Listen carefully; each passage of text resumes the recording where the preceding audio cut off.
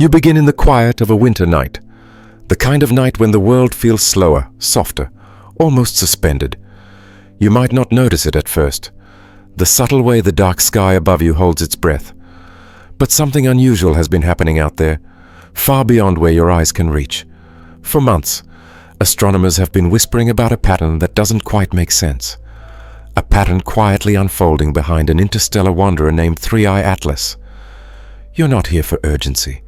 You're here for understanding. So you let the silence settle around you. And in that silence you begin to sense it. A presence moving through the solar system, deliberate and strangely calm. A presence trailed by shapes that behave in ways no one expects. A presence that seems to be followed. At first, scientists tried to explain it away as coincidence. A few comets, a few jets, a few structures in the dust that could easily be tricks of perspective. But as nights passed and more telescopes were turned toward the visitor, the oddities added up. A long, thin stream of particles appearing on the sunward side, where no comet should grow such a feature. A matching ribbon of dust stretching in the opposite direction, kept sharp and narrow across millions of miles. And behind it all, faint glimmers, tiny points of light, moving as though they shared a purpose. You might imagine them as sparks drifting behind a lantern carried across a field at dusk. But this lantern is an object from another star system, and those drifting sparks trace motions too smooth, too consistent, to ignore. You're not being asked to jump to conclusions. You're only being asked to follow the strangeness, one step at a time. As you listen, the quiet deepens. You feel as though you're standing at the edge of a vast observatory, looking through a telescope not with your eyes, but with your attention. A soft sense of anticipation rises in you. Not the sharp anticipation of fear, but the gentle anticipation of understanding something subtle and rare. Now imagine this: an interstellar object entering the solar system on a hyperbolic path, untouched for perhaps billions of years. And yet, instead of acting like a fragile relic of ancient ice, it behaves with a kind of composure. It brightens when it shouldn't. It stabilizes when it should wobble. And most strangely of all, the material flowing from its surface forms structures that seem to hold shape far longer than physics predicts. You start to recognize why scientists have been uneasy calling it ordinary, why some have leaned closer to their screens, studying image after image, only to whisper that they might be seeing something following it, not in pursuit, not in danger, but almost in rhythm. There's a calmness to all of it, a quiet choreography unfolding across distances too large to fully imagine. And in that calm, a question emerges. Why would an object traveling alone through interstellar space carry with it a pattern so strangely synchronized? You're not arriving at an answer yet. You're arriving at a moment of clarity, the realization that the universe sometimes reveals itself not through noise, but through gentle inconsistencies, through the way something should fall apart but doesn't, through the way fragments should scatter but stay aligned, through the way faint objects should drift unpredictably, but instead follow a shared trajectory, as though guided by a rule you haven't yet learned. And so you stand in this opening space, letting the mystery unfold around you like a slow exhale. You sense that the swarm, whatever it is, has been part of this story longer than anyone realized. You sense that tonight you are beginning a quiet walk towards something the solar system has been holding in its shadows. This is your entry point, a moment where the familiar laws of comets and dust give way to something that asks you to look closer. You don't feel rushed. You don't feel alarmed. You feel invited. The universe is offering you its version of a threshold, and all you have to do is step through. You realize the value of this moment. You're beginning a journey into a phenomenon that blends science with wonder, data with intuition, and the vast mechanics of space with the quiet reflections of your own mind. Something has been following Three-Eye Atlas, something quiet, something persistent, something that asks more questions than it answers. And tonight, you allow yourself to wonder, not urgently but softly, what kind of story the universe is telling when a visitor from another star brings a swarm behind it. In the stillness of this beginning, you understand the promise of the journey ahead. You are here to witness a pattern that has puzzled astronomers, challenged assumptions, and opened a doorway into a deeper contemplation of what moves through space and why. You step back with the astronomers, long before the night of truth, to the moment 3i Atlas first entered the solar system. Even then, before the dramatic images, before the debates, before the whispers about its resilience, there was already something striking about the way it moved. You imagine it crossing the deep frontier that separates the interstellar dark from the sun's domain, carrying with it a history measured not in centuries, but in billions of years. As it slipped past the outer edge of the solar system, its motion followed a hyperbolic curve, too steep, too fast to be bound by the sun's gravity. That single detail already told you something essential. It came from somewhere else.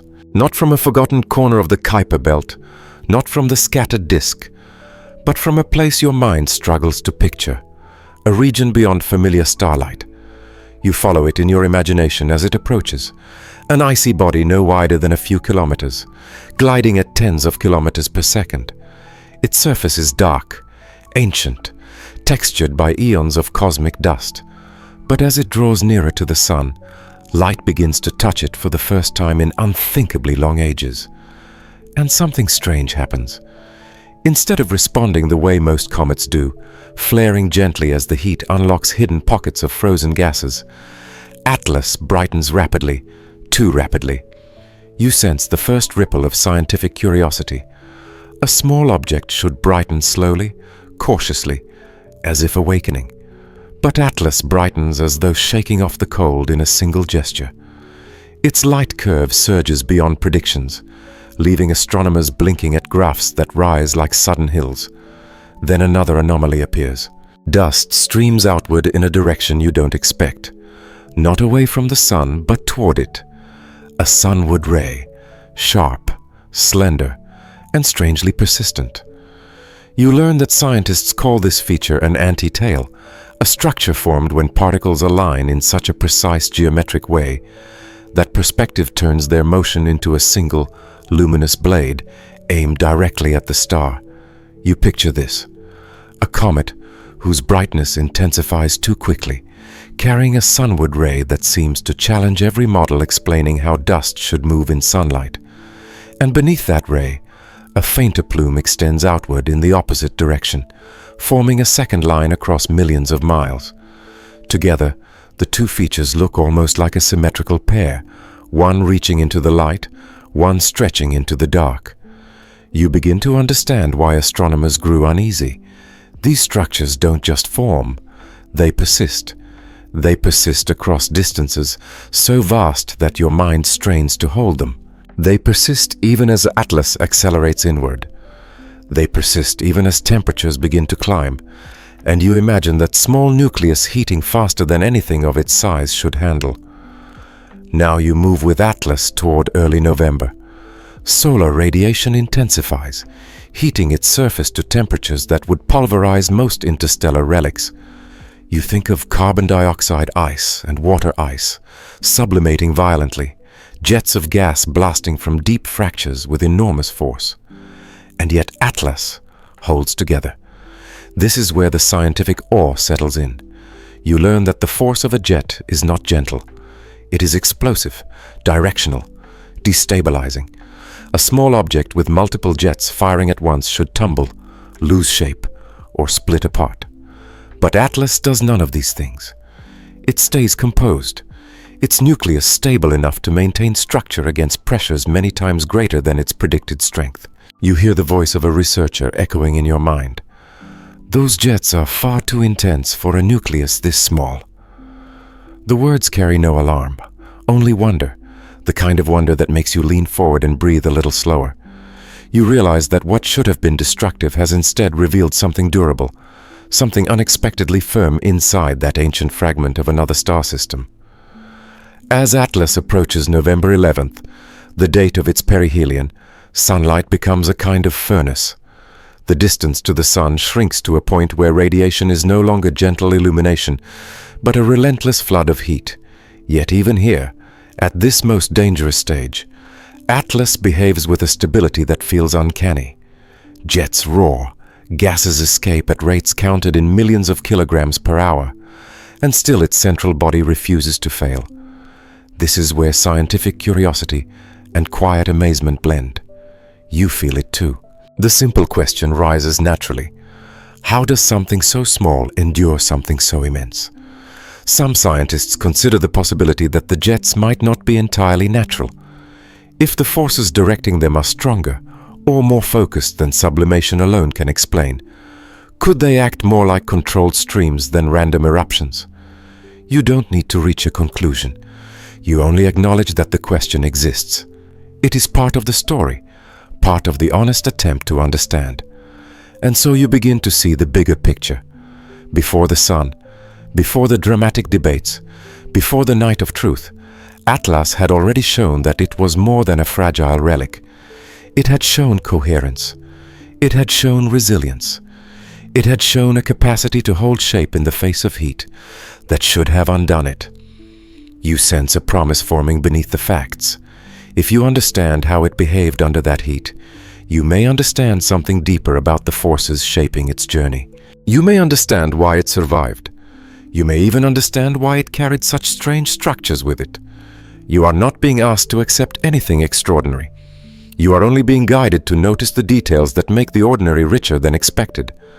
And now, with a clearer picture of the heat, the jets, the journey, and the odd stability, you return to the timeline approaching one decisive moment. But the real story began when Atlas turned its face toward the sun. You arrive at the morning of November 11th, the day astronomers had circled on their calendars long before the world knew this interstellar visitor existed. It is the day 3I Atlas would pass closest to the sun, the moment when the furnace of our star would judge whether this ancient traveler continued onward or vanished into vapor. You imagine yourself standing with the scientists who watched the countdown, each one quietly aware that fragile comets rarely survive such encounters. And yet here you are, following an object that has already broken several rules. The sun on that day is not the gentle light you feel on your skin. At perihelion distance, it becomes a roaring engine of radiation, a sphere that floods space with heat fierce enough to peel away matter in powerful torrents.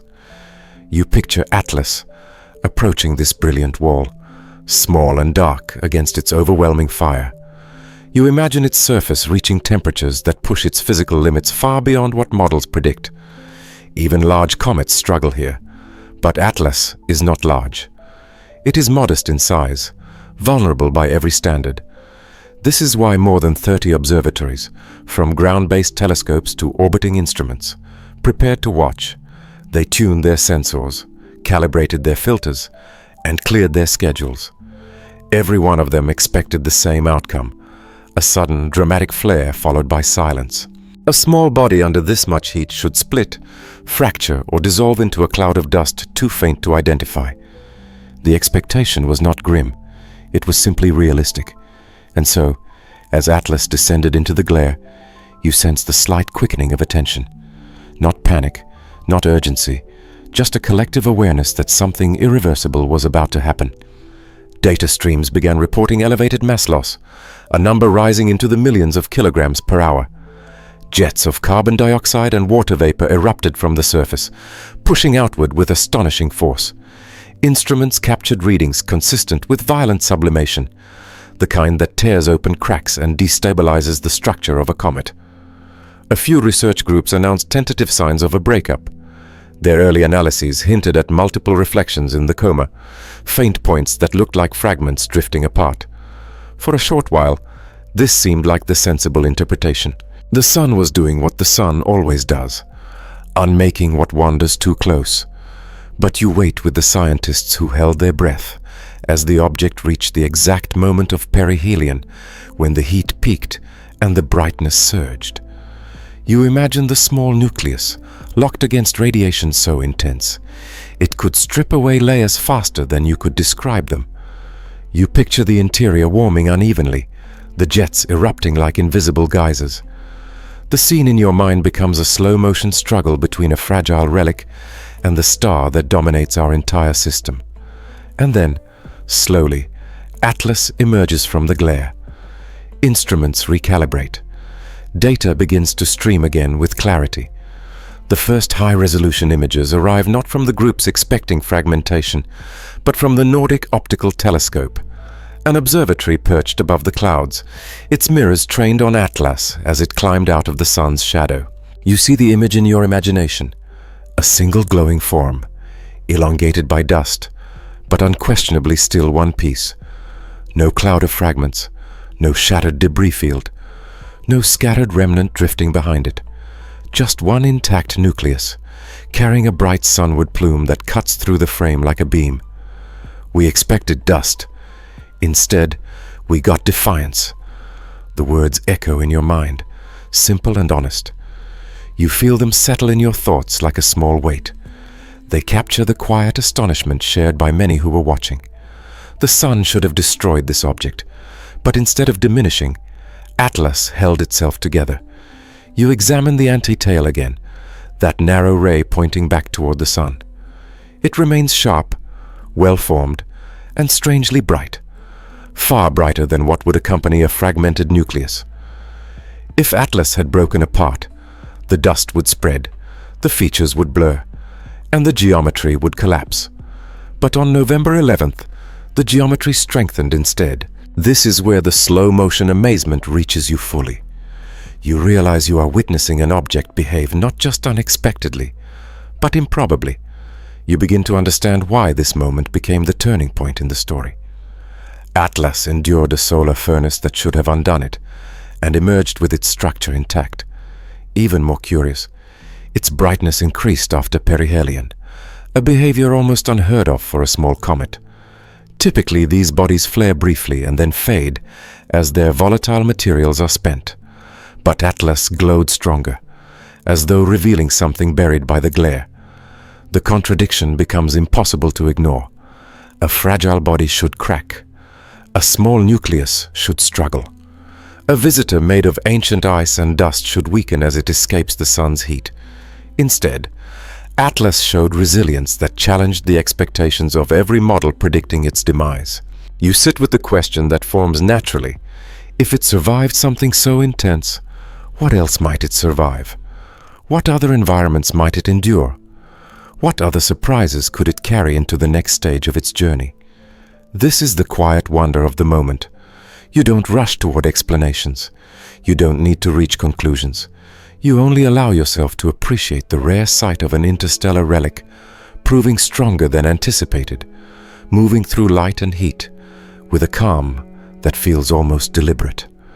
And from this calm, you step gently into the next part of the story, the part where interpretations begin to diverge, where images are compared, and where the scientific community starts to ask questions without easy answers. And then, the arguments began.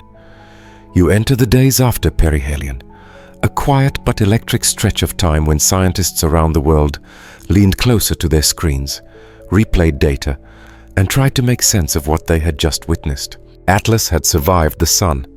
That alone was enough to stir 1,000 conversations. But the real divide emerged when different research teams began presenting their interpretations of the aftermath. You find yourself in the middle of this gentle storm of ideas, not with tension, but with a soft intrigue, as though you're overhearing a thoughtful discussion in a cafe. On one side sits the group you might call the fragmentation advocates. They look at the early low-resolution images captured during the perihelion window and see what appear to be as many as 16 distinct points of light. Small, faint reflections scattered around the nucleus, like embers drifting from a fire. These researchers argue that the extreme heat and massive outgassing should have torn the comet apart. They point to the brightness spikes and the irregular shapes briefly captured by amateur astronomers and small telescopes as clues that Atlas might have been blown into multiple fragments. They explain their case with calm certainty. If the jets were as powerful as the data suggests, the nucleus should have fractured. If it fractured, the pieces would momentarily appear as separate sources of reflection. And if those reflections line up just right in low-resolution images, you could count more than a dozen. To them, the story seems straightforward. A fragile object was shredded by solar forces, leaving behind a cloud of debris temporarily arranged in a way that mimicked unity. But no debate is complete without another side, and that's where the intact nucleus group enters. They look at the same evidence and see something different. Their arguments are quieter, but more grounded in measurements taken after the sun's glare faded. They point to the Nordic Optical Telescope image from November 11th, the picture that showed a single, continuous structure. No signs of separation, no secondary bodies drifting away. Just one unbroken nucleus, surrounded by a symmetrical display of dust and gas. You watch as they bring out more data. Brightness curves that remain too smooth for a fragmented body, radar readings that don't match the jitter expected from drifting pieces, and a clean alignment of dust features that would be nearly impossible if multiple objects were interacting with solar wind in different ways. They speak gently but confidently, suggesting that what appeared to be fragments might have been an optical illusion created by the tail. It's an idea that catches your attention. If the dust structures align in certain orientations, especially near perihelion, when the sun's illumination is extreme, you can easily mistake rays and knots of dust for discrete solid objects. Perspective compresses vast distances into bright points that blend with noise. When viewed through narrow filters or short exposures, a single nucleus might appear as several flickering sources. This possibility doesn't eliminate the earlier observations. It contextualizes them. And so you begin to see how both groups could be right about what they saw, even if only one interpretation reflects the underlying truth. Someone in the intact nucleus camp phrases it simply. If it shattered, the fragments should drift, but they don't. You hold that line in your thoughts. It is not a dismissal. It is a reminder that physics leaves fingerprints, and drifting fragments leave patterns that telescopes can track. If Atlas had broken apart, you would expect separation increasing over hours or days. Yet the follow-up images show tight consistency, as though everything remains anchored to one core. This is where the debate becomes more than data. It becomes human. You watch different researchers return to their screens, compare numbers, adjust models, and share interpretations colored by their own experience. Some favor caution, others embrace possibility. Some lean on established physics, others wonder if something unusual might be happening. These differences don't fracture the scientific community. They animate it. Science thrives on disagreement gently handled, on questions asked without expectation, on hypotheses offered without fear of being wrong. At the edges of the conversation, another idea drifts in, soft and speculative. The thruster hypothesis. You hear it mentioned lightly, not as a claim, but as a question. If the jets are far stronger and more persistent than what natural sublimation typically produces, could they be behaving like controlled streams, rather than chaotic bursts? You don't leap to conclusions. You simply notice that some researchers find the behavior unusual enough to wonder. It sits at the edges of curiosity, adding another layer to the story without asking you to decide anything. And so the debate continues. One team zooms into brightness profiles, trying to determine whether a secondary peak is a fragment or a trick of illumination. Another group charts the anti-tail's shape and its remarkable stability, noting how consistent its orientation has remained despite rapid changes in solar radiation. Meanwhile, a third team compiles a sequence of images from different observatories to show how the nucleus moves as a single unit through space. Each argument is thoughtful. Each voice adds nuance. You don't feel overwhelmed. You feel as though you're following a conversation guided not by urgency, but by fascination. Slowly, a subtle shift begins to emerge. As more data from high-quality instruments arrives, the intact nucleus case grows stronger. Images that once seemed to show multiple bodies are explained by geometric effects. Radar signatures match a single object. Brightness remains too smooth for fragments drifting apart. Observations from November 11th become the anchor that steadies the narrative. You sense the direction the story is heading. The debate does not end abruptly. It softens. It narrows. It points, gradually toward a moment when the truth will be visible not through interpretation, but through direct observation. And you feel the promise forming beneath the surface of every exchange. All these disagreements lead you toward one night, December 19th, the night when Atlas would pass closest to Earth, the night when every telescope would gather around a single question. Is it one body or many? You breathe into that anticipation, gentle and steady, letting it guide you deeper into the unfolding journey. And that brings us to the night every telescope has been waiting for. You arrive gently at the evening of December 19th, a night that astronomers have been approaching with patience rather than urgency. It is not a dramatic climax, not a moment of shouting answers or sudden revelations. It is something quieter, something softer, the night when the universe is expected to offer clarity in its own unhurried way. You sense that calm immediately, the way the sky seems to stretch a little wider, as though it is opening a door for you to step through. Across the world, observatories prepare. You picture the great mountain domes, Mauna Kea standing above the clouds, La Palma rising from the Atlantic, the Atacama Desert glowing under a sky so dark it feels untouched. Each one has tilted its instruments toward the region of the heavens where Three-Eye Atlas will appear. Inside these quiet buildings, researchers move with deliberate ease, checking alignments, adjusting filters, and confirming exposure sequences. You imagine the Keck Observatory completing a final calibration. Nearby, the Subaru telescope sweeps its field of view, ensuring that nothing interferes with the delicate patterns of dust and gas it will soon capture. In Chile, the Very Large Telescope prepares its adaptive optics systems, ready to correct for the faint tremor of Earth's atmosphere. Even smaller observatories, amateur networks, university telescopes, private sky stations join in, creating a global lattice of eyes turned to the same traveler.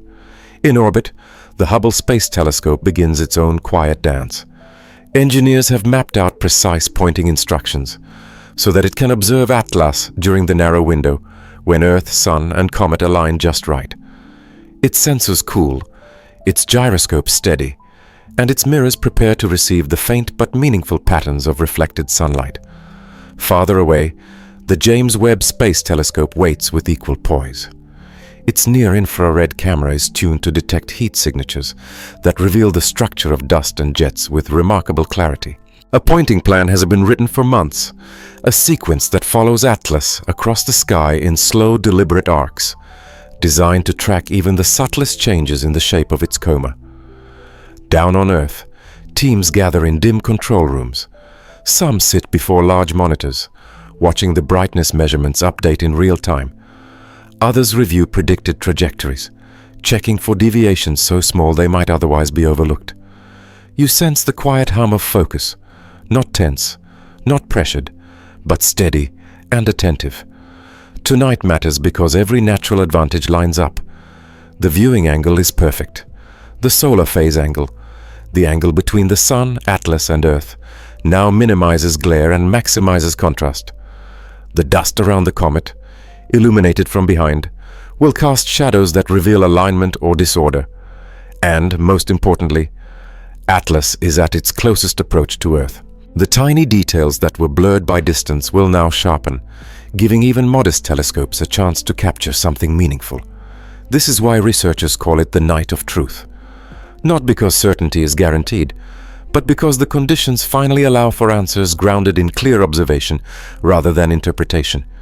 You can feel that sense of anticipation, not as excitement but as a gentle pulse beneath the silence. It is the kind of anticipation you experience when opening a book you've waited months to read, knowing that the story's turning point is just ahead. Around you, the scientific community stands in a quiet circle of curiosity.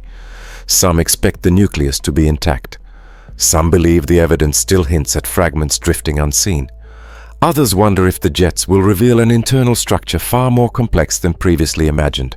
A few have considered more speculative ideas, not as conclusions, but as reminders that the universe occasionally surprises you in ways no model predicts. Each group brings its own scenario. One predicts a single sharply defined nucleus. Another expects faint secondary bodies trailing behind. A third believes the dust will tell the story, revealing patterns too smooth to belong to multiple objects. You are here to witness all of it unfold. Then a quiet message passes through one control room after another. Tonight, we will finally know if it is one or many. The sentence doesn't disturb you. It doesn't rush you. It simply settles into your thoughts, opening a space inside your curiosity.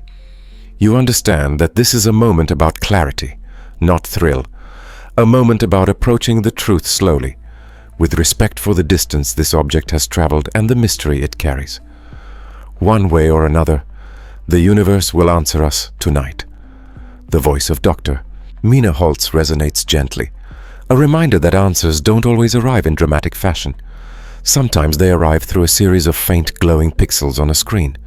Sometimes they arrive in the steady alignment of dust particles under sunlight. Sometimes they arrive simply because you are close enough, patient enough, and quiet enough to see what has been there all along. You feel the atmosphere of the night settle deeply around you. The telescopes are aligned. The instruments are listening. The teams are ready. And you, simply by paying attention, are part of this unfolding moment. You are witnessing a night when science becomes a shared stillness, a collective breath held as the sky prepares to reveal a truth that has been hidden by glare, distance, and uncertainty. But to understand what you're waiting for, you need to travel a little deeper. You let the night fade away, and with it the weight of numbers, debates, and predictions. What rises in their place is something quieter, an invitation to imagine yourself drifting beside 3i Atlas, far from Earth, far from the noise of interpretation, moving through a realm where sound cannot travel, and thoughts seem to slow to the rhythm of the stars. You begin by picturing yourself lifting away from the planet, leaving behind the soft glow of cities, the distant hum of oceans, the faint pulse of human life. As you rise higher, the world shrinks to a sphere of blue and white, and then to a blur of color. Soon you are past the last traces of air, entering a place where silence becomes not an absence, but a presence, gentle, steady, and surrounding you completely. The farther you drift, the more the silence deepens. It feels almost physical, like a cool fabric settling across your shoulders. The traces of earthly noise, memories of voices, the echo of traffic, the rustle of wind, gently dissolve until all that remains is the steady rhythm of your breath. You are in a space where nothing rushes, nothing presses, and nothing interrupts. It is here, in this expansive quiet, that you approach Atlas. You see it before you hear it, because there is nothing to hear. It appears first as a pale luminescence in the dark, a glow suspended in the void, like the lantern of a traveler who has been walking for ages. As you drift closer, the glow sharpens into the delicate shapes that telescopes captured from afar. A narrow tail stretching into the darkness, and a sunward ray, a luminous anti-tail, pointing back toward the star it passed. Together, the two structures form a picture that feels almost musical, like two voices singing from opposite directions. One flows outward, a soft ribbon of dust carried gently away. The other reaches inward, an arrow of light pointing back to the source of heat that shaped it. You float in the middle of this quiet duet, and the stillness around you deepens even further. The tail looks almost like a veil, thin and weightless, drifting behind the nucleus, with movements too slow for time to measure. Every particle in it reflects light that has traveled millions of miles, yet the glow remains soft, like the faint shimmer of silk caught in moonlight. There is nothing chaotic about it, no disorder, no turbulence, only a steady, graceful flow, as though the dust has chosen to settle into harmony. Then you shift your gaze to the anti-tail, the unexpected structure pointing straight toward the sun. It is sharp, brighter than you imagined, the kind of brightness that suggests purpose rather than accident. It narrows like a beam, holding shape across impossible distances, never wavering, never scattering. You picture it as a needle of light sewing a line through the sky, stitching the path between Atlas and the star it survived. And in the middle of these two luminous lines, you see the nucleus, small, calm, and glowing with a pale, living softness. It doesn't flicker wildly. It doesn't stutter or spin itself apart. It simply glows, as though it is breathing in slow, measured cycles. You feel its presence not as a force, but as a quiet companion on this drifting journey. It resembles a candle drifting across a dark room, carrying its own tiny flame through an ocean of night. The silence grows deeper still as you imagine yourself circling it. No vibrations, no echoes, no warnings. Only the sense that this object, ancient beyond comprehension, moves with a cadence older than any map of the cosmos.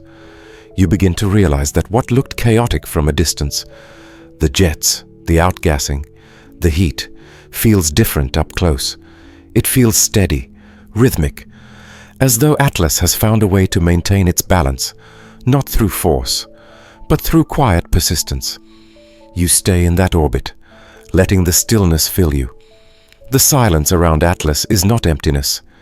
It has shape, contours, meaning. You recall the words often attributed to Carl Sagan. Silence is not emptiness, it is structure. Out here, in the space between dust and starlight, you feel the truth of it. The silence is not a void. It is the framework through which the universe reveals itself. You notice something else as you drift, a sense of floating, not as a metaphor, but as an experience. The lack of noise removes weight you didn't realize you were carrying. The slow movements of dust adjust your breathing. The gentle glow of the nucleus quiets the corners of your mind. You feel suspended, held by the vastness, part of the darkness rather than separate from it. In this journey, you find something Atlas itself may have found: the power of stillness. Not the stillness of inactivity, but the stillness of coherence, of moving without rushing, of holding shape when pushed by forces far greater than yourself. You remain with that image: tail like silk, anti-tail like a perfect arrow, nucleus like a drifting candle, knowing that each feature holds a piece of the story, and each piece is clearer when viewed through silence. You understand now why astronomers speak of this object with equal parts science and wonder. In quiet, its behavior becomes less confusing and more revealing. In silence, things reveal themselves, and from that silence, a question begins to grow.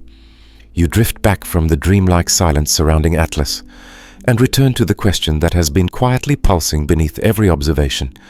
How did something so small endure something so extreme? The sun's heat should have undone it. The jets should have fractured it. The pressure should have overwhelmed it. And yet, the nucleus held. You feel the shift from wonder to curiosity, not urgent, but steady, an invitation to explore the physics shaping this unlikely survivor. You begin with the simplest idea. Maybe the nucleus is stronger than expected. If Atlas formed in a region where icy bodies were compressed under unusual gravitational forces, it might contain layers of compacted material resistant to cracking. Some researchers imagine slabs of carbon dioxide ice, water ice, and organic compounds fused together over billions of years. This fusion could create a shell or internal lattice capable of withstanding tremendous stress. You picture it as a core built not from fragile dust, but from a more stubborn mixture, denser, tougher, slower to yield. But as soon as the idea forms, you hear its limitation. A strong nucleus might explain resilience, but not the consistency of the dust patterns or the precise behavior of the jets. A single explanation feels insufficient. It fills a piece of the puzzle, but not the whole. So you move to another hypothesis, the dust mantle theory. In this scenario, Atlas might be wrapped in a thick insulating layer formed over millions of years. This dusty skin would shield the interior from extreme temperature shifts, allowing heat to escape gradually rather than explosively. The mantle could act like a jacket, a buffer that prevents sudden stress fractures and smooths out the violent effects of rapid sublimation. It's a compelling idea, one that fits with observations of other comets. But when researchers apply the math, something still feels mismatched. The mantle might slow the heat, but it doesn't explain the magnitude of the jets or the symmetry of the dust structures. The protective layer alone can't account for the strange order embedded in Atlas's motion. Like the strong nucleus theory, it answers some questions while leaving others untouched. You move on to the rapid spin hypothesis. If Atlas rotates quickly, centrifugal force could distribute stress evenly across its surface, preventing cracks from forming and suppressing asymmetrical eruptions. The idea paints a picture of a small object turning gracefully as it dives toward the sun, converting chaos into balance through motion. You imagine it spinning, a soft, steady rotation that keeps everything intact. But even here, the data hesitates. Telescopes have not detected the brightness variations that would accompany such a spin. A fast rotation should leave a signature, a rhythmic flicker, as different faces of the nucleus reflect light. Yet Atlas glows with surprising steadiness, offering no clear wave in its brightness curve. So you explore another possibility, one that sits at the intersection of physics and curiosity. Maybe the direction of the jets themselves helps stabilize the nucleus. If outgassing vents are arranged in a certain configuration, if they fire in ways that counterbalance each other, they could keep the object from tumbling. The jets might act like natural thrusters, correcting tiny deviations and maintaining orientation.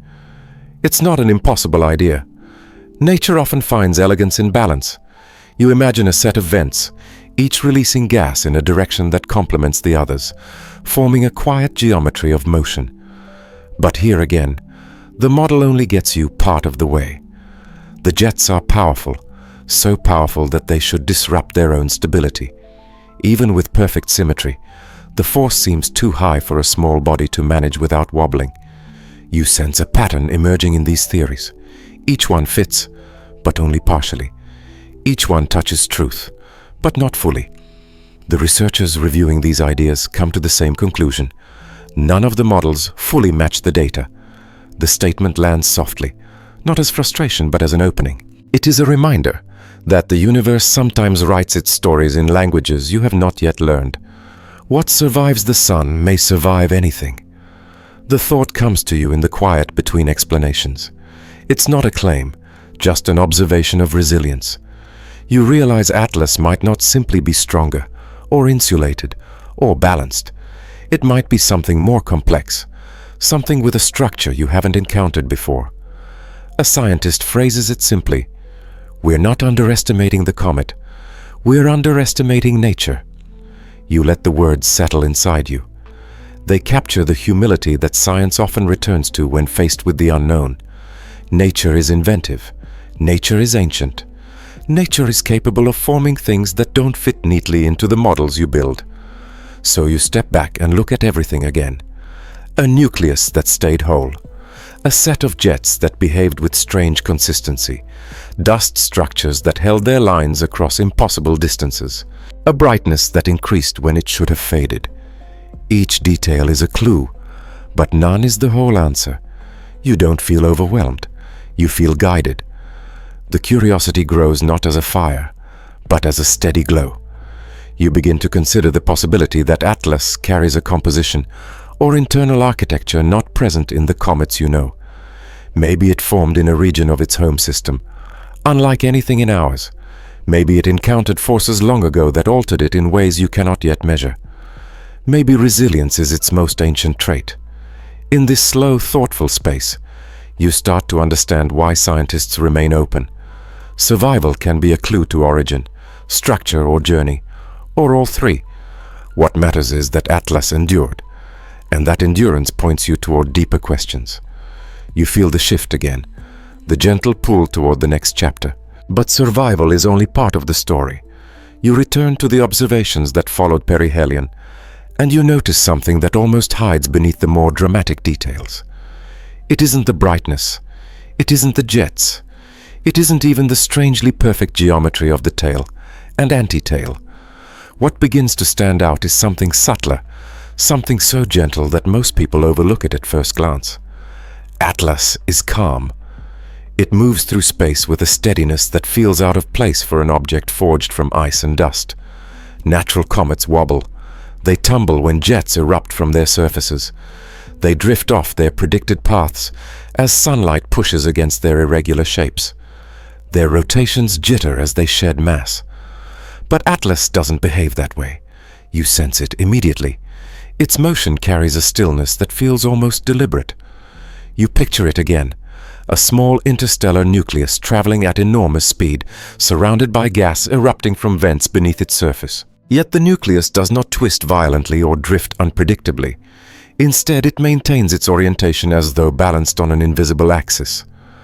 Observers expected it to spin faster, as jets fired, or to stumble into a chaotic tumble that would complicate measurements.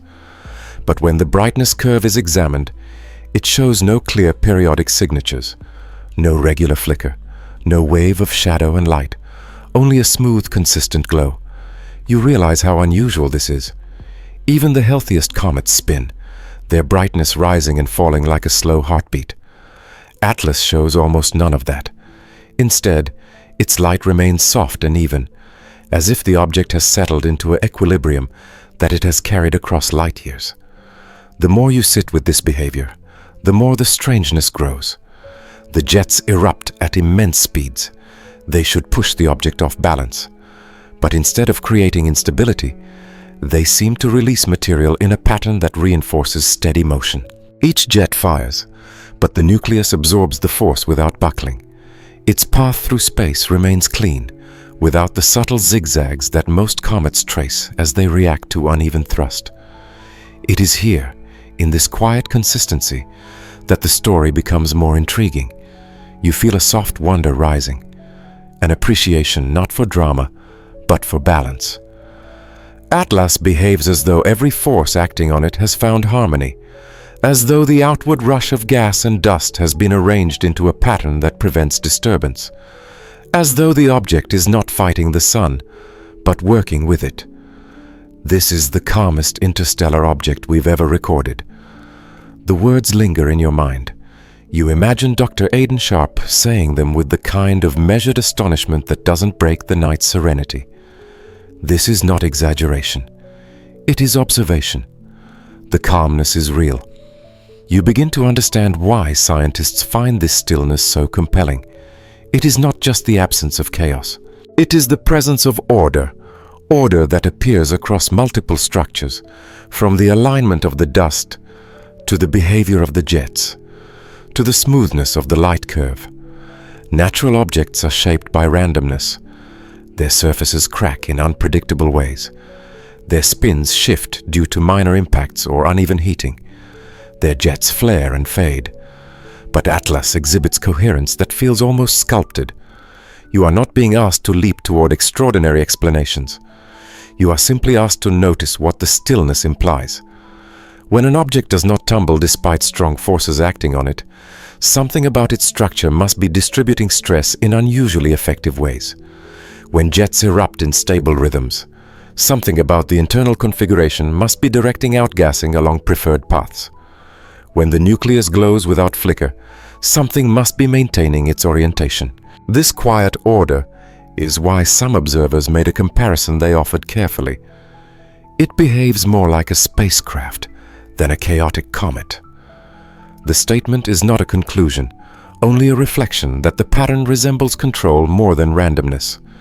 You don't need to decide whether the comparison points toward anything extraordinary. You only notice how different it is from the comets you know. The stillness becomes the center of your attention. It is not dramatic. It is not loud. It is a stillness shaped by heat, by material, by distance, and by time. You let it settle around you like the silence you felt earlier, and the more you sit with it, the more meaningful it becomes. You begin to sense how the universe sometimes hides its most interesting truths in the quiet behaviors rather than the explosive ones. Stillness sometimes means intention. The idea floats through your mind, not intention as choice, but intention as pattern. A comet that holds its shape through stress might carry a unique architecture. A nucleus that maintains orientation might possess internal features you haven't yet seen. A dust plume that holds together might be revealing a deeper layer of structure. So you stay with the stillness a little longer. You let its presence work on you.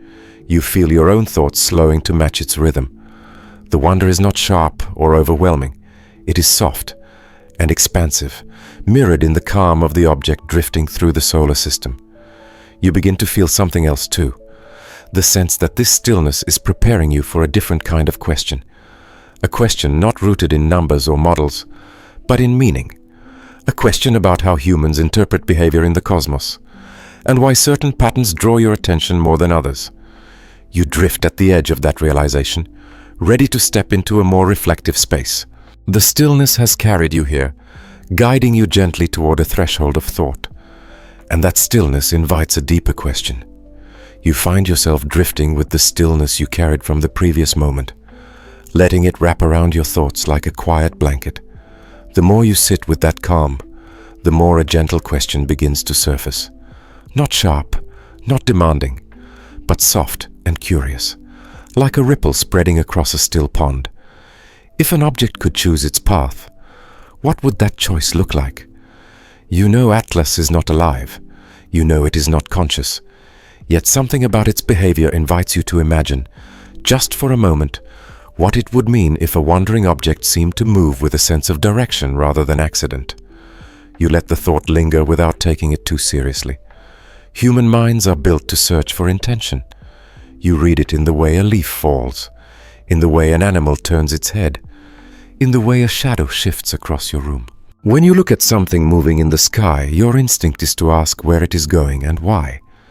It is part of the pattern-seeking nature written into your species. You project purpose even onto the wind. So when an object like Atlas moves with a steadiness rare among comets, it's natural to feel a quiet tug of curiosity, not because you believe it has a will, but because its persistence resembles something you recognize. You watch it, and a small thought arises. The behavior feels less like drifting and more like following a line, less like chaos and more like consistency, less like being pushed by forces and more like honoring them. You remember that Atlas is not the first interstellar traveler to behave in ways that gently defied expectations. Years before, another visitor, Oumuamua, entered the solar system with a peculiar lack of dust, an unexpected acceleration, and a shape that refused to match any familiar category. You recall how scientists debated whether it wobbled like a spinning fragment or slid through space like a shard of something older than the planets themselves. These objects stir your imagination not because they are extraordinary, but because they occupy a space between explanation and mystery. They remind you that the universe contains stories far older than humanity, shaped by forces you can describe but not always comprehend. So you return to Atlas, and the way its motion feels almost like a quiet commitment. You look again at the symmetry of the tail and anti-tail, at the stable glow of the nucleus, at the surprisingly composed trajectory. And you ask, without pressure, is Atlas simply passing through, or is it moving along a path that seems, in its own way, deliberate? Are you witnessing a random journey, or a motion so consistent it feels like a decision made by physics itself? The steadiness of Atlas resembles a choice, but you know the choice does not belong to the object. The choice exists in the way you interpret its behavior. You understand that the universe does not move with intention, but with laws. And yet you also understand that humans naturally search for meaning in the patterns that unfold before them. You rest in this paradox. Atlas is not choosing. You are. You are choosing to pay attention. You are choosing to interpret its calm as something worth noticing. You are choosing to stay open to the idea that a path can be both natural and evocative, both scientific and poetic. This is where the reflection deepens. What does motion mean in the universe? You think of stars orbiting the centers of galaxies, of planets circling suns, of dust drifting between constellations. Everything moves, everything travels. The cosmos is a tapestry woven from countless trajectories, each one shaped by gravity, temperature, and time. But humans are the ones who attach meaning to those movements.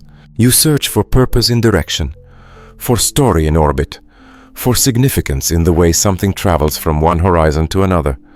You begin to understand that the real question is not whether Atlas is heading towards something or drifting past something. The real question is why the distinction matters to you. Perhaps your curiosity reveals more about human thought than about the object. Perhaps the desire to know whether it is heading toward or passing by reflects your own longing for patterns in a universe that often appears indifferent. You sit with this idea as if holding it in your palm. The movement of Atlas resembles intention, but that intention belongs not to the object, but to your gaze, not to its path, but to your interpretation of it. You feel no disappointment in this realization. Instead, you sense a widening of perspective. The universe is under no obligation to make sense to you. The quote drifts into your mind like a gentle echo. You do not hear it as a warning, but as a reminder that wonder does not depend on comprehension. Meaning does not depend on answers. Curiosity does not require closure. So you allow yourself to wander safely, without fear of reaching the wrong conclusion. You stand at the border between science and philosophy, between measurement and interpretation, and you let the question remain open. If an object could choose, what would it choose? If a path could speak, what would it say? And what does it mean that Atlas moves with a steadiness that resembles purpose? You don't need to decide. You only need to notice. And as you hold this quiet, reflective thought, the night around you begins to shift. The telescopes are ready. The data is beginning to gather. The moment long anticipated is drawing near. And as we wonder, the night of truth begins. You return gently from the philosophical quiet into the world of instruments, screens, and careful attention. The night of December 19th has finally begun. It arrives without fanfare, without drama, just a stillness settling over observatories across the Earth. As their domes open one by one, you sense the atmosphere changing, the way a great orchestra prepares not with noise, but with breath. Tonight is the night when telescopes awaken. You picture the Hubble Space Telescope first. Floating in low Earth orbit, it shifts its orientation with smooth, practiced precision. Its gyroscopes hum softly as it slews toward the coordinates where Atlas will appear. The spacecraft warms the circuits of its wide-field camera 3, then cools its sensors to the temperatures needed to capture faint reflections. A panel of engineers watches from the ground, eyes on telemetry as the iconic observatory opens itself to the night. Next, your attention drifts farther, far beyond the Moon's orbit, to the James Webb Space Telescope resting in the cold darkness of the L2 point. Webb adjusts its pointing arrays, aligning its mirrors for maximum sensitivity. The instruments stabilize to a narrow temperature range, avoiding even the smallest fluctuations that could blur an image. The heat shield faces the sun, silent and unmoving, while the telescope prepares to gaze into the deep cold of interstellar space. A voice from the Webb control room floats into your thoughts. Clear skies, perfect alignment, we're ready. Back on Earth, observatories large and small begin their coordinated dance. The domes rotate slowly, like lanterns turning to face a distant signal. At Mauna Kea, the Keck telescopes lift their mirrors toward the sky. In Chile, the Atacama Array aligns row after row of instruments, the surrounding desert holding its breath beneath a sky so clear it seems carved from polished glass. In Spain, the Nordic Optical Telescope settles into position again, the same telescope that first revealed the intact nucleus after Perihelion. Across continents, even amateur astronomers track the moment. Backyard observers check star charts. University students adjust CCD cameras. A network of citizen sky watchers synchronizes their watches, ready to collect whatever faint traces Atlas offers. It is rare for every telescope, from the most advanced spacecraft to the smallest backyard mount, to point at the same object. You feel the weight of that unity. Every telescope in the world is pointed at one tiny wanderer. The thought lands gently, not with shock, but with awe. You breathe into the moment as the Earth rotates beneath you. The atmosphere is unusually calm. There are no high winds, no sudden clouds sweeping across major observing sites. The jet stream rests. The air steadies. Even the slight shimmer of heat rising from the ground seems to soften.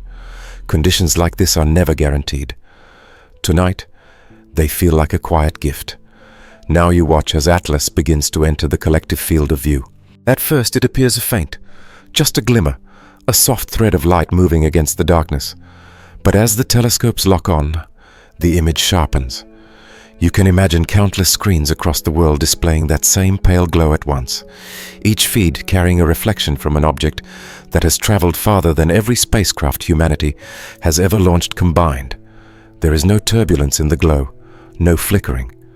The brightness remains stable, almost unnervingly so, as though Atlas is holding still deliberately, waiting to be seen. You notice the way observers speak softly, as if raising their voices would disturb the image. They watch the first measurements appear, brightness values, coma dimensions, dust profiles. The numbers scroll upward, tidy and precise. The pace of the night increases just slightly. Engineers double-check exposures. Astronomers adjust filters to isolate the wavelength of reflected sunlight. Spectrographs capture chemical signatures, while imaging teams prepare long exposure sequences. On the screens, the nucleus glows with a steady presence, not wavering the way comets often do when their jets sputter or their surfaces crack. You sense the gentle anticipation spreading through the observing rooms. It doesn't feel like suspense. It feels like the moment before a curtain lifts, the quiet recognition that something long awaited is about to unfold. You become part of that collective breath, feeling your own awareness narrow to a single point of focus. The teams know what they're looking for. If Atlas is intact, the coma will appear smooth. If it fragmented, even slightly, faint secondary peaks should appear in the brightness profile. If the dust is symmetrical, it will confirm the unity of the nucleus. If there are disruptions in the shadow patterns, they might reveal hidden companions drifting close behind. No matter the outcome, the promise remains the same. We will see it as it truly is. You hold that sentence gently. It isn't a promise of revelation. It is a promise of clarity. Whatever Atlas has been hiding behind sunlight and distance will soon become visible. Every telescope, every camera, every team is ready to receive what the universe shows without rushing it, without forcing it, without shaping it into a story it does not tell. You picture the final preparations, Webb's exposure timer counting down, Hubble's mirror settling into exact alignment, ground telescopes locking onto guide stars to keep their images steady. The world grows quiet, not because sound has vanished, but because attention has gathered into a single, calm point. Atlas drifts fully into frame. The moment of truth rests on the edge of every sensor. You feel the atmosphere shift slightly, a subtle tightening of awareness, a shared stillness, a sense that the sky is about to speak in the language of faint photons. And then, the images arrive. You settle into the calm of the observing rooms, where the soft glow of monitors replaces the darkness outside. The first data packets from Hubble and the ground-based telescopes begin to arrive, traveling across the void and down to Earth with the same quiet precision that has defined the entire night. You feel the atmosphere shift again, not toward excitement, but toward a gentle, attentive stillness. Everyone leans in just slightly, ready for the first glimpse of the traveler they have been following for months. The initial images appear on the screens as faint, grainy frames, a few static speckles, a blurry halo, a nucleus that seems more like a soft dot than a defined structure. No one reacts with surprise. This is entirely normal.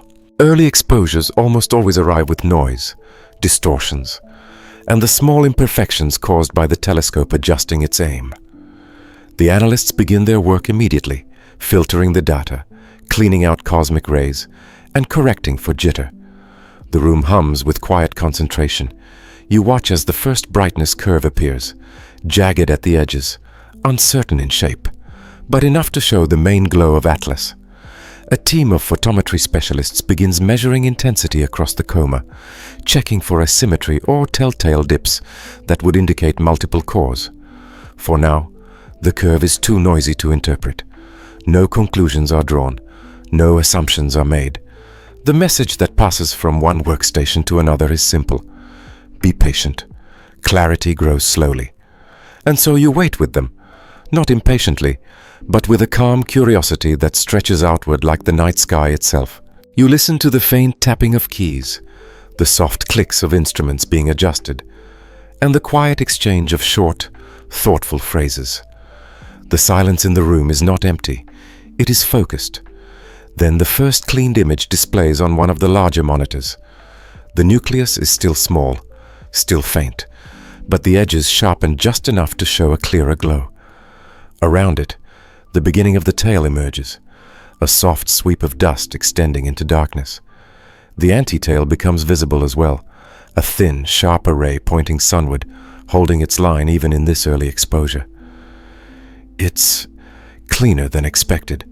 The comment comes from a Hubble imaging technician, barely above a whisper, but enough to add a subtle weight to the moment. Clean does not mean conclusive. It only means the structure is more coherent than the earliest predictions suggested. The analysts nod quietly, saving the frame and preparing for the next. Meanwhile, another team monitors the short exposure sequences from ground-based telescopes. The images show no large debris cloud, no obvious scattering of secondary bodies. But again, no one interprets this as proof of anything. Visibility improves with longer exposures, with deeper stacking, with slower collection. The first frames merely set the foundation. You watch as more images populate the screen, each slightly sharper, each revealing a little more texture. You notice the curvature of the tail becoming more defined, like a river of dust flowing through space. You see the anti-tail narrowing into a line so straight it seems drawn by hand. Both features hold their geometry, undisturbed and symmetrical, mirroring the calm motion Atlas has carried since Perihelion. But still, the nucleus remains too faint to offer certainty. Analysts begin plotting radial profiles, comparing brightness values across the central region. You hear someone note that the brightness curve doesn't match the typical signature of fragmentation. If fragments were present, even very small ones, the profile would show multiple peaks, or at least a widening near the center. Instead, the curve is smooth. The brightness profile doesn't match fragmentation. The statement is delivered quietly, almost reluctantly, as if the speaker doesn't want to lean too far toward an interpretation before the long exposures confirm it. You feel the tension, but it is the gentle kind. A quiet tension shaped by attentiveness, not fear. It settles into you like the moment before turning a page, knowing the story is about to shift, but not knowing how. More images arrive. Webb's first sequences appear on the secondary monitors, infrared maps showing heat signatures around the coma. The patterns are clean here too. No hot spots indicating isolated fragments, no irregular clusters. But infrared can only tell part of the story. Visible light images must complete the picture. The teams begin stitching short exposures together, stacking them to reduce noise. The nucleus grows clearer. Dust structures sharpen. The shape of the coma becomes more symmetrical. You feel your curiosity deepen, your awareness tuning itself to the slow reveal. And yet, the answer still remains just out of reach. These first glimpses suggest a direction, but not a destination.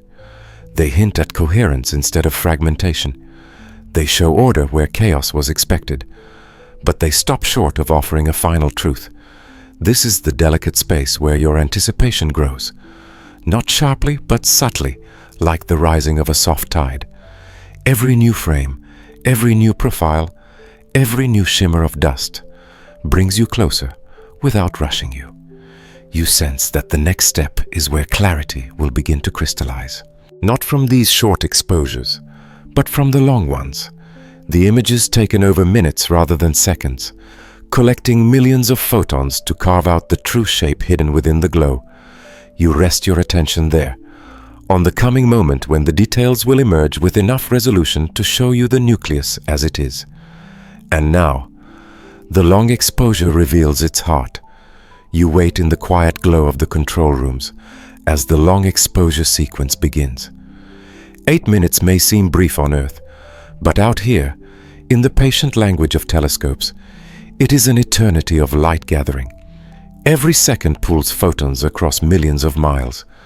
Every moment deepens the image, carving away noise, smoothing imperfections, and revealing features too faint to see in the short exposures. You imagine the telescopes holding completely still, mirrors poised, sensors receiving each reflected particle of starlight with steady discipline. Hubble remains locked in perfect orientation. Webb absorbs infrared whispers from the dust. Ground telescopes stabilize their adaptive optics, compensating for even the smallest tremors in the atmosphere. Across all instruments, the same 8-minute window opens. Quiet, deliberate, and absolute. Then the data begins to return, slowly at first. A few lines of code, a faint preview, and then the full image blossoms onto the monitors. The first thing you notice is the coherence. The nucleus, so faint in earlier frames, now reveals its outline. It is not sharp, it is not rigid, but it is unmistakably unbroken. A soft, continuous glow, shaped by dust and distance, spreads gently outward from a single core. There are no competing peaks, no irregular shadows, no asymmetrical spikes. Just one continuous form, blurred by motion and illumination, but undeniably whole. You lean closer, not physically, but in your attention. The long exposure smooths the coma into a faint, hazy oval, but the center remains brighter, steadier. This brightness is even, not jagged. It suggests an object that remains intact, maintaining its structure despite everything it endured. A quiet murmur moves through the room. It really is just one. It isn't shouted. It doesn't need to be. It floats across the air like confirmation of something people hoped for, but weren't ready to believe until now. You let your eyes trace the dust. The tail flows outward in the long exposure like the trailing edge of a comet, sketched in soft charcoal. The anti-tail stretches in the opposite direction, sharper now, as though the long exposure has illuminated its spine. Together, these structures form a symmetry that feels intentional, even though you know it arises from the interplay of physics, sunlight, and perspective. But tonight, that symmetry feels like a gesture. The two plumes, one outward, one sunward, unfurl like delicate arms opening into the dark. Researchers call it two-plume symmetry, and the long exposure captures it beautifully. You hear a spectroscopist mention that the jets are clearer now, their direction easier to measure. Another team observes that the angle of the anti-tail has narrowed, aligning almost perfectly with the projected path. You don't need to grasp every technical detail to feel the soft awe filling the room. This is not the shock of discovery. It is the calm recognition that the universe has chosen to show something simple instead of something chaotic. The universe chose simplicity tonight. You feel the truth of that sentence as the image settles in your mind. Simplicity does not mean predictability. It does not mean ordinary. It means clarity. A single body, holding shape in defiance of the forces that should have torn it apart. You imagine Atlas, drifting through space, with the patience of something that has traveled for unimaginable stretches of time. It has no urgency, no demand, no warning, just a quiet trajectory, and a glow that continues to reveal itself the more closely you look. Researchers across multiple observatories begin comparing notes. Light curve analysts confirm the smoothness of the brightness profile. Imaging teams mark the absence of secondary peaks. Spectrographs show no sign of isolated heat sources. The data streams align without tension, building a consensus that forms like a tide rising slowly along the shore. No fragments, just a single, quiet traveler. Dr. Lena Hart's assessment is simple, and it carries a peaceful weight. You allow yourself to settle into the moment. The mystery has not vanished. Atlas is still an object unlike any comet you've known. It still defies models. Its symmetry is still unusual. Its survival still surprising. But for now, the question that has guided the last weeks, one body or many, has found its first clear answer. The pacing of the night slows further. The hum of equipment feels softer. The glow from the monitors feels warmer. The room relaxes, not into triumph, but into a quiet exhale. The long exposure has offered a shape, a truth, not absolute, but clear enough to anchor the rest of the journey. You feel that sense of gentle satisfaction spread through you, not the thrill of revelation, but the comfort of understanding something that had once been obscured. The universe did not hide Atlas behind debris or confusion tonight. It presented it as a single form, drifting peacefully along its path. Yet even in its simplicity, the object remains strange. A nucleus that should have fractured stands whole. Jets that should have destabilized it form orderly plumes. A path that should show wobble moves with quiet consistency. Atlas offers clarity in shape, but mystery in behavior. You sit with that paradox, letting it settle around you as gently as the glow settling across the image. Understanding has arrived, but not finality. Tonight offers a near reveal, not an ending. You feel the invitation to go deeper, to listen more closely to what the universe is whispering through this ancient traveler. And in that simplicity, a gentler truth appears. You sit with the long exposure image a little longer, letting its softness wash over your thoughts. The shape of Atlas, quiet, continuous, improbably intact, begins to feel less like a scientific result and more like a reflection, not a signal, not a message, not a warning. Something gentler, something closer to a mirror held up by the universe itself. You think about what it means for anything to survive such extremes. A small body, made of ancient ice, drifting for billions of years through cold emptiness, suddenly thrust into the furnace of the sun, pushed, shaken, stripped by heat, and yet emerging whole on the other side. It is impossible not to feel something stir within you as you hold that image. You see resilience not as a miracle, but as a quiet fact written into the cosmos. You begin to sense the parallel forming, unforced and natural. Humans have always looked to the sky for metaphors, for guidance, for meaning. And here you are, watching a fragile traveler endure forces far beyond what it should survive. And somehow it reminds you of yourself, of your own endurance, of the way people weather heat of a different kind, stress, loss, uncertainty, and come out changed, but unbroken. The universe isn't sending signs, but sometimes it hands you a story that reflects your own. Atlas does not speak, yet it shows you something simply by existing. That survival is not always loud. Sometimes it is slow, sometimes it is steady, sometimes it is ordinary in a way that feels extraordinary only when you stop long enough to notice. You breathe gently into that idea. You feel the thought settle into your chest. This is not a comet delivering a message. This is you finding meaning in a pattern of light. And that meaning, quiet and personal, belongs to you. You recall the way humans interpret the movements of distant objects, the instinct to search for intent, where there is only physics. You understand now why that instinct exists. It is not because the objects are alive. It is because you are. You look for intention, because intention is part of how you navigate the world. You search for patterns because patterns help you understand your own path. You seek meaning because meaning steadies you.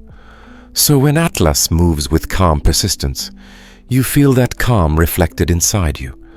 When it holds its shape through pressure, you feel reminded of your own strength. When it aligns its dust and jets into unexpected symmetry, you sense a lesson about balance, even if that lesson is one you give yourself. You let the room fade for a moment. Not disappear, just soften. The glow of the monitors becomes warm rather than clinical. The hum of machinery becomes a lullaby instead of a distraction. You realize there is no dramatic truth waiting to be uncovered, no cosmic secret hidden beneath the surface of Atlas. The secret, if it can even be called that, is a gentle one. The universe does not need to shock you to teach you something. It can offer understanding through quietness, through steadiness, through the simple survival of a distant traveler. Sometimes, answers are quieter than the questions we fear. You hold on to that thought. It feels like the heart of this moment. There is no revelation that shatters your worldview, no extraordinary discovery that rewrites physics. What you find instead is softness, a kind of cosmic reassurance that not every mystery demands urgency. Some mysteries invite you to slow down, breathe, and listen.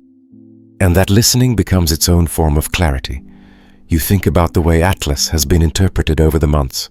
A threat, a messenger, a puzzle, a relic. People gave it every kind of story because humans give stories to everything. Yet tonight, with all the data gathered, with the nucleus revealed as one calm body moving through space, you realize the object never needed those stories. The stories were your way of making sense of the unknown. And that is human, beautifully human. The universe is full of answers. We just need to slow down long enough to hear them. The Sagan quote floats through your mind like a gentle breeze. It feels fitting, both for the object you've been following and for the quiet moment you now inhabit. You let the night sink deeper into stillness. Atlas glows softly on the monitors. A single traveler crossing the dark, resilient and unhurried. It is not here to frighten you. It is not here to reveal hidden intentions. It is simply here, and in its presence, you find understanding not in the comet, but in yourself. The answer you've been approaching all night does not belong to Atlas. It belongs to you, to the way you look at the world, to the patience you bring to mysteries that don't need solving to be meaningful. You breathe once more, slowly, letting that recognition settle. And now, we say goodnight. You linger with the final image of Atlas for a moment longer, letting its soft glow fade gently in your thoughts. The long exposures, the dust plumes, the calm nucleus, they have all done their part. Now the story begins to quiet itself, like a candle slowly dimming after a long night of staying awake. You feel that soft dimming inside you too, a gradual slowing of breath and thought as the universe eases you toward rest. You imagine Atlas continuing its journey now, drifting farther from Earth with every passing minute. The telescopes begin to close their shutters. The observatories dim their screens. One by one, the instruments release the tension they've held all night. What remains is the traveler itself, small, steady, and moving once more into the deeper dark. In your mind, you see it shrinking slowly into the distance. The tail, once vivid and sharp, begins to soften. It stretches behind the nucleus like a fading ribbon, thinning as sunlight no longer strikes it at the perfect angle. The anti-tail dissolves even faster, becoming just a pale suggestion of the symmetry it held hours before. Dust disperses, light dims, shapes blur. There is no urgency in its fading, only calm, only distance, only motion as gentle as a breath. You let that motion guide your own breathing, slower now, deeper, softer, the kind of breathing that belongs to someone settling into sleep. Atlas travels on through a darkness without threat or meaning, a darkness that holds it the way the night holds you now, carefully, quietly, without demand. You feel the warmth of a thought rise through that quiet. It came close, not to warn us, but to remind us. You let the idea unfurl softly. Atlas did not arrive to frighten you. It did not endure the sun to deliver some hidden message. Its presence was enough. Its resilience was enough. Its calm was enough. The reminder it offered is simple and deep. The universe is vast, ancient, and filled with travelers that come and go without intention, without danger, without noise. And yet, in their passing, they show you something about yourself, your curiosity, your patience, your capacity to wander gently. As Atlas drifts farther away, you begin to feel that sense of belonging that stirs whenever you look at the sky. You are part of this universe, shaped from the same elements that shine in distant stars, carried by the same laws that guide a wandering nucleus past the sun. You move through your own journey just as quietly, with your own tale of memories trailing softly behind you, illuminated by the moments that shaped you. In this quiet space, the boundary between you and the cosmos softens. You are no longer simply observing a traveler, you are drifting with it. Just another fragment of stardust moving through time, steady and calm, shaped by forces older than memory and more peaceful than fear. The night deepens, the light fades, thoughts loosen. You hear a whisper in your mind, not from Atlas, but from within yourself. Good night, traveler.